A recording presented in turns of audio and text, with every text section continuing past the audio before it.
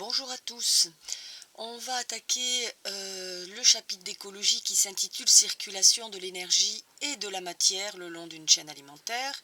Donc on a déjà vu qu'est-ce qu'était un écosystème, on a déjà vu qu'est-ce qu'était une chaîne alimentaire et qu'est-ce qu'était un réseau alimentaire.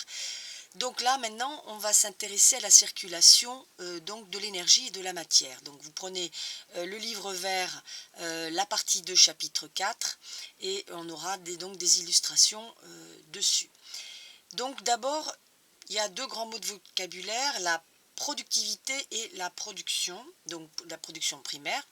Alors la productivité, nouveau terme, avant de savoir ce que ça veut dire la productivité, on va d'abord donner la définition de biomasse. Donc la biomasse, c'est la masse totale d'organismes vivants dans un biotope. Donc c'est comme si vous preniez toute une forêt et vous la souleviez et vous la pesiez. Voilà, donc c'est important de savoir l'évolution d'une biomasse. Donc dans votre livre, on va le mettre. Alors dans votre livre, à la page, donc ici, je tourne, voilà, ici vous avez la biomasse des êtres vivants du sol. Donc ils ont pris tout, les bactéries, les champignons, les protozoaires, etc. Ils ont fait la somme. Hein. Donc voilà, la biomasse moyenne. Donc là, un écosystème, plusieurs tonnes par hectare. Voilà, sur 30 cm de profondeur. Voilà la biomasse, mais uniquement de la faune du sol. Donc ici, vous avez plusieurs exemples de faune du sol. Donc voilà, après, on va voir un petit exercice qui va suivre pour la suite. Donc, la productivité, c'est ce que les consommateurs produisent. C'est-à-dire qu'il y a deux cas, je vous ai mis les végétaux et les animaux. Chez les végétaux, la production donc de matière organique va être dépendante d'une pression qu'on appelle une pression de consommation. Ils sont consommés par des herbivores, on est d'accord, ou des omnivores. Et bien sûr, suivant si cette pression est constante ou trop forte ou trop faible, eh bien, elle produira ou pas de la matière organique. Exemple, cas particulier du surpâturage, la pression de consommation peut être tellement forte que les plantes n'ont pas le temps de pousser et la population décline. Donc on va vers un désert, ou alors des cailloux et autres. Et en agrosystème, que vous verrez avec M. Lartigue, c'est que quand il y a une forte production, bien sûr, l'agriculteur va amener de l'engrais, de l'eau, des pesticides, elle va travailler le sol pour aider justement cet écosystème, enfin, qui n'est plus un écosystème d'ailleurs, mais un agrosystème. Mais le problème, c'est qu'une forêt, par exemple, entretenue, elle ne peut plus s'auto-réguler toute seule, et les relations inter- et intraspécifiques, je vous le mets, ayant disparu, il faut qu'il y ait ce qu'on appelle une boucle d'assistance technique, c'est-à-dire que l'être humain est obligé d'entretenir, d'arranger, d'amener ce qu'il faut pour que l'agrosystème puisse vivre, que ce soit un champ, voilà, un lac ou n'importe quoi. Et chez les animaux, mais ça vous le verrez en cours d'agronomie, chez les animaux, bien sûr, en temps normal, c'est la fabrication de petits, hein, donc de matière organique, c'est de faire des petits, va dépendre de la pression de prédation. Donc bien sûr, s'il y a beaucoup de prédateurs, on ne laissera pas le temps aux jeunes de se reproduire et aux jeunes de grandir aussi. Donc bien sûr, la production va être faible. Alors comment on calcule cette productivité? Je vous le mets là, donc en encadré. C'est tout simplement l'APP qui est la production primaire, voilà une façon dont le livre a, moi d'habitude je vous mettais P et puis grand 1 en chiffre romain, bon là j'ai vu qu'il mettait PP, donc on va garder le cycle du livre, production primaire divisée par la biomasse et multipliée par 100, voilà.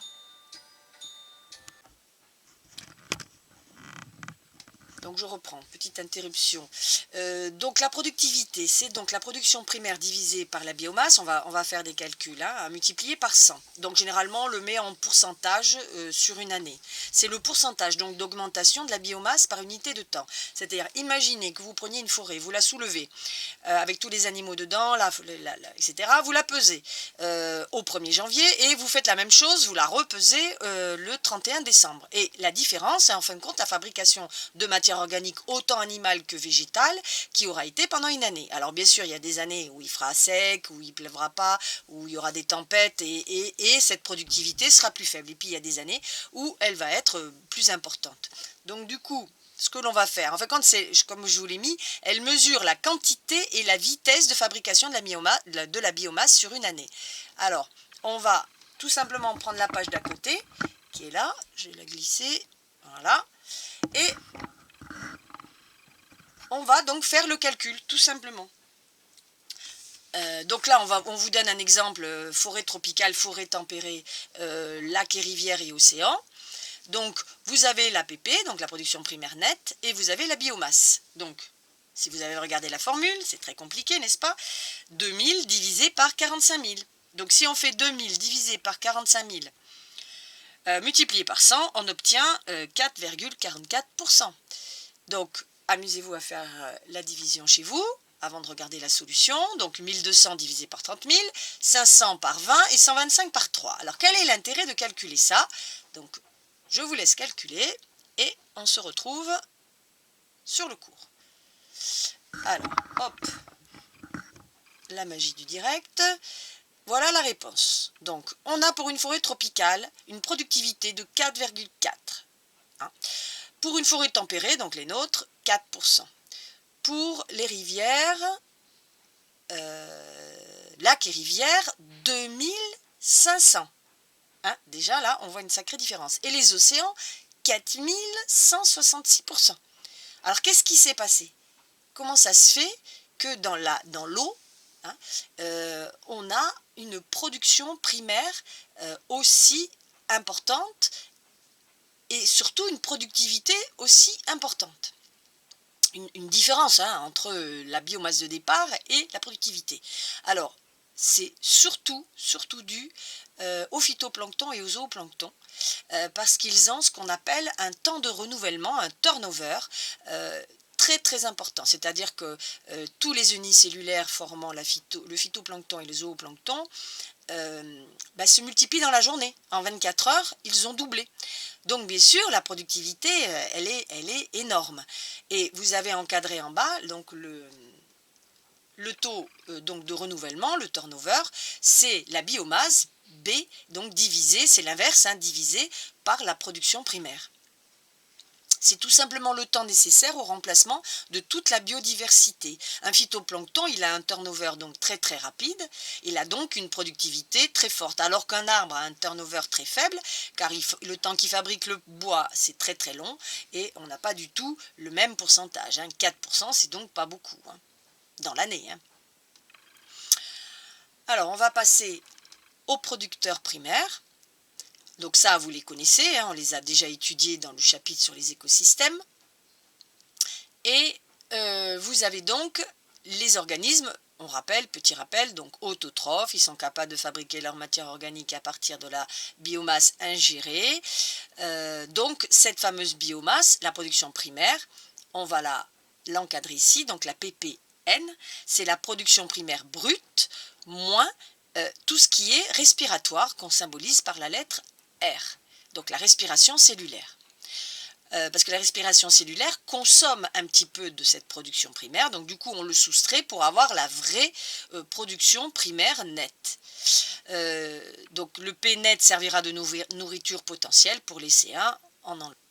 Je vous ai mis aussi une explication pour vous expliquer justement la différence entre la production primaire brute et la production primaire nette. Pensez à un employé, quand il reçoit sur son salaire brut, c'est donc la production primaire brute, le salaire net, c'est ce qu'il a vraiment à la fin du mois en enlevant les charges, etc. Et son capital qui pourrait faire penser à une biomasse, eh bien c'est par exemple, il a acheté sa maison. Donc sa maison, c'est sa maison, quel que soit son salaire, il a toujours sa maison. Donc quelle que soit sa production de matière organique dans l'année, l'arbre, par exemple, a toujours son bois, a toujours son tronc, donc sa biomasse. Voilà. Donc, pour vous expliquer que sa production primaire n'est pas... voilà, il y a des années avec des bonnes productions primaires et des années avec des productions primaires un peu plus difficiles. Donc, dans l'encadré, bien sûr, à apprendre, la production primaire, c'est la biomasse produite par unité de surface et de temps des végétaux, donc généralement tonnes hectares par an. C'est un flux de matière auquel est associé un flux d'énergie. Donc, je vais passer sur le livre, où ici, donc à la page 114, document 10, vous avez l'explication de l'énergie solaire et de l'énergie réfléchie, et en fin de compte, qu'est-ce qui est vraiment utilisé par la feuille pour fabriquer sa production primaire. Eh bien, elle est beaucoup plus faible, hein, et il y en a donc une partie très petite. Donc vous avez ici une représentation du fameux flux d'énergie et flux de matière. Donc on symbolise par des flèches. Donc l'énergie lumineuse arrive sur les plantes, donc tout ce qui est producteur primaire. Bien sûr, tout n'est pas utilisé, vous avez une partie qui n'est pas utilisée, vous avez donc la photosynthèse brute, hein, tout simplement, la production brute, vous avez ce qui part en respiration, parce que les plantes respirent, hein, et vous avez effectivement la production nette qui, elle, va être mangée par les herbivores qui sont ici, donc les C1. Ces C1 vont être mangés à leur tour par les C2, ils ont mis une petite chouette là, et eux c'est pareil, c'est-à-dire qu'ils vont respirer, ils vont faire des excréments et des urines, donc ils ne vont pas utiliser tout ce qu'ils vont manger, et tout ça c'est symbolisé par des flèches. Donc on va apprendre à se servir de ces flèches. Vous l'avez donc dans le livre. Alors dans le livre, je suis obligée de vous le montrer comme ça. Donc pour les animaux et pour les végétaux. Donc pour les végétaux, attendez, je monte un peu. Voilà. Pour les végétaux, c'est comme sur le petit schéma, vous voyez que l'énergie solaire qui arrive n'est pas utilisée dans sa totalité et qu'il y a une très faible quantité qui est utilisée. Donc la petite flèche ici, la petite flèche qui descend, c'est la seule énergie. Donc sur les 100%, il n'y a pratiquement que 1% qui va servir à la photosynthèse, donc à la fabrication de la matière organique, donc végétale dans ce cas-là. D'accord ? Donc, on va reprendre le cours et on va parler des producteurs secondaires. Je réajuste. Voilà, les producteurs secondaires qu'on appelle donc les P grand 2 chiffre romain ou les PS dans le livre. Donc ce sont des organismes dénommés consommateurs. Donc petit rappel, ils mangent la matière existante qui est la source de leur énergie pour produire leur matière organique. Donc une partie des aliments d'un hétérotrophe est rejetée. Hein, donc on a à ce moment-là ce qu'on appelle un flux d'énergie à travers un réseau trophique. Qu'est-ce que c'est le flux d'énergie? C'est la circulation de l'énergie au sein d'un organisme et elle se fait en kilojoules.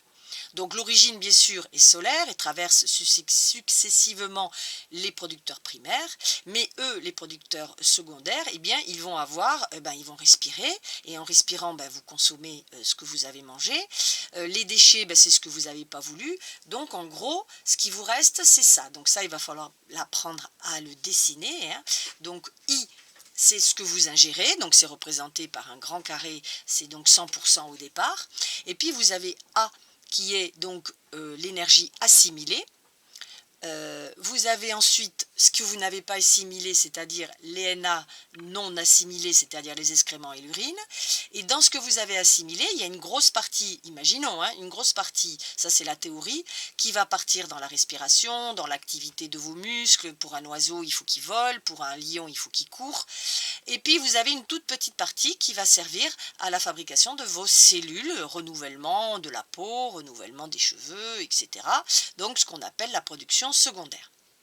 Donc vous avez toutes les explications ici dans le texte et on va revoir en couleur dans votre livre, vous l'avez là, hein. Donc matière organique ingérée, le I, le A, le R, le Na et le PS. Voilà. Et vous avez un petit exemple. Oups, pardon, ça bouge. Un petit exemple sur le côté avec une production primaire d'une forêt, de hêtres, d'épicéas et de production donc de pin. Voilà.